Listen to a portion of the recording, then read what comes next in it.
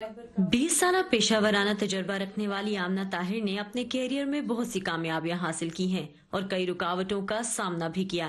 2 साल कबल उन्होंने निजी बैंक में फॉरेन करेंसी रेमिटेंस ग्रुप की टीम लीडर का ओहदा संभाला, मगर आज ये बेरोजगार हैं। आमना कहती हैं कि इसकी वजह ये है कि उन्होंने जाए रोजगार पर हरासा किए जाने के खिलाफ आवाज उठाने की हिम्मत की।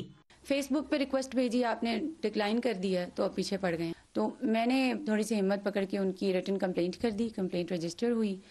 अब क्योंकि वो टॉप एग्जीक्यूटिव थे एचआर के, तो सारे उनके साथ कोऑर्डिनेट कर रहे थे, उनको सपोर्ट कर रहे थे। आमना वफाकी मोहतसिब की अदालत से केस जीत चुकी हैं, लेकिन मुखालिफ पार्टी केस हाई कोर्ट ले गई, जहां से दोबारा केस वफाकी मोहतसिब के पास आ गया और अब 4 माह से आमना तारीख पर तारीख भुगत रही हैं। अनफेयर टर्मिनेशन भी बीच में विक्टिमाइज करने के लिए की हुआ है। It's an act of victimisation.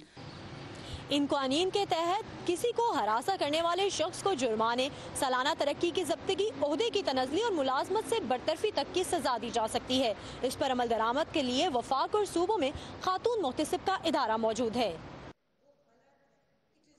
हमने तकरीबन इस वक्त तक 139 के करीब हमें डिसीजन कर दिए हैं। तकरीबन 40 केसेस जो है वो फाइनल किए हैं सिर्फ 8 महीने में। बाकायदा हेयरिंग होती है हमारे पास और एक्यूज भी, कंप्लेनेंट भी अपने अपने गवाहान लेके आते हैं, क्रॉस एग्जामिनेशन होती है, उसके बाद फिर डिसीजन आता है।